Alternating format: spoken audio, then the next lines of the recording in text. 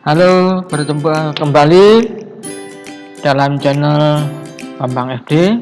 Kita akan membahas tentang matematika kelas 8 semester 1 koordinat kartesius ya. Sumbernya dari matematika kelas 8 revisi 17 kurikulum 13. Nah, jangan lupa tonton minimal 3 menit baru subscribe ya. Terima kasih, silakan simak penjelasan sebagai berikut. Koordinat kartesius pada bab 2. Sebelum kita membahas posisi titik terhadap sumbu X dan Y, kita pahami dulu tentang koordinat kartesius ya. Di awal ini ada peta ya. Nah, infonya rumah Bu Badia itu berjarak seperti pada data ini. Dengan kecepatan yang sama, dua anak ini berjalan ke rumah Bu Badia. Kecepatannya sama, startnya juga sama dari sekolah.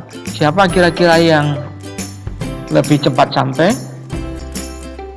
Ya, bagus. Yang berwarna pink ini, ya. Ini cepat sampai. Kenapa? Karena dia berjalan, kalau kita jumlahnya, dia ke kanan, ke atas, ke kanan, ke atas sampai di rumah Bu Badia. Jumlah jarak tempuhnya adalah 3.700 meter. Sedangkan anak yang baju biru ini ya, jarak tempuhnya adalah 4.120. Dia lebih panjang, ini lebih pendek. Jadi yang lebih cepat dahuluan karena jaraknya lebih pendek. Demikian penjelasan. Nah, langkah ke kanan, ke atas, atau nanti ke bawah, ke kiri itu akan kita gunakan dalam pembahasan dalam bidang koordinat kartesius. Baik, kita lihat bidang koordinat kartesius, kita kenali kembali. Ini adalah bidang koordinat kartesius ya. Nah, garis mendatar ini ya, yang mendatar ini disebut sumbu X. Garis yang tegak ini ya, ini diperpanjang, ini disebut sumbu Y. Nah, untuk titik A misalkan ya, kita ambil contoh. Ini koordinatnya adalah ya, kita lihat di sumbu X adalah 3.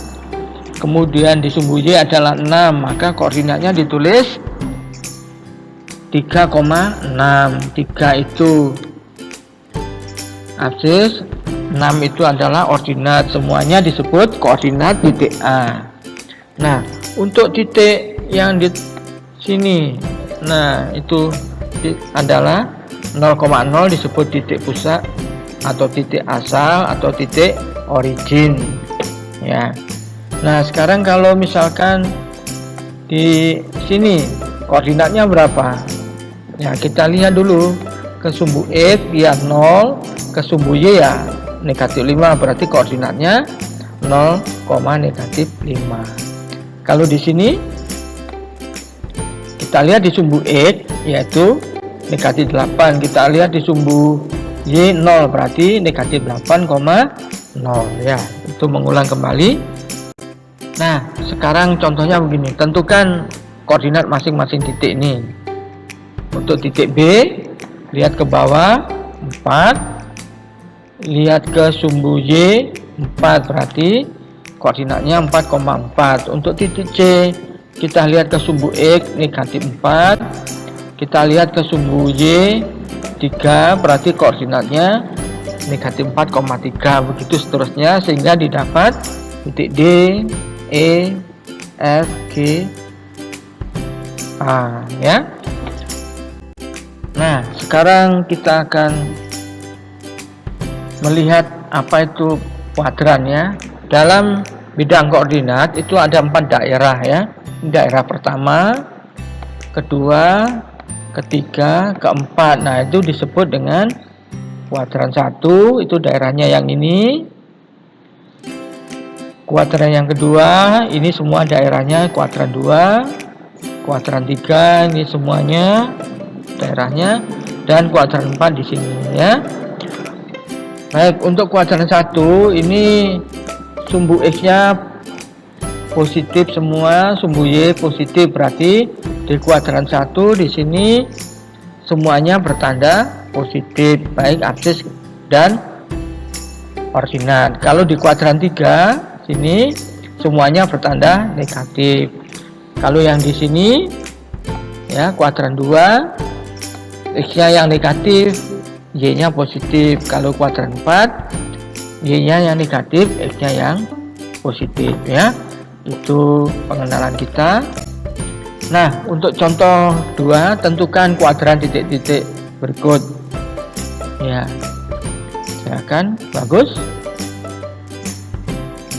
AB kuadran 1, DC kuadran 2, EF kuadran 3, GH kuadran 4. Nah, misalkan titik di sini pas di ini, dia di kuadran berapa?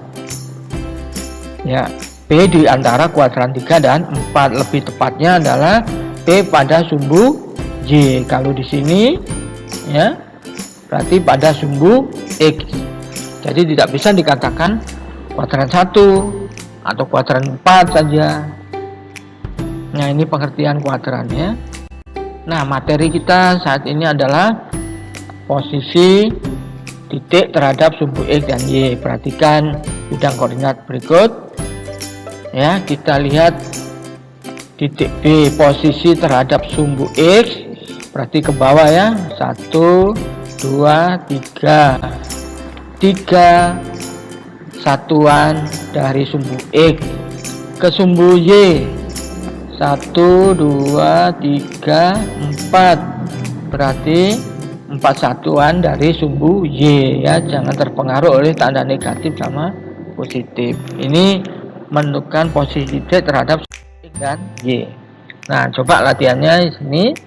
Tentukan posisi titik H terhadap sumbu X dan sumbu Y. Ya, kita lihat ke sumbu X ini ya. Kita hitung berapa kotak. 1, 2, 3, 4, 5. Jadi titik H berjarak 5 dari satuan dari sumbu X. Ke sumbu Y 1, 2, 3, 4. Mendatar ya. Jadi ada 4 satuan dari sumbu Y. Sudah bisa dipahami anak-anak? Ya, untuk latihan pada subbab pertama posisi titik terhadap sumbu X dan Y, silakan dikerjakan ya soal ini. Nah, sumbernya dari buku siswa matematika kelas 8 semester 1 kurikulum 13 Kemdiknas revisi 2011. Selamat belajar, semoga sukses selalu. Sampai bertemu pada pertemuan berikutnya. Salam edukasi.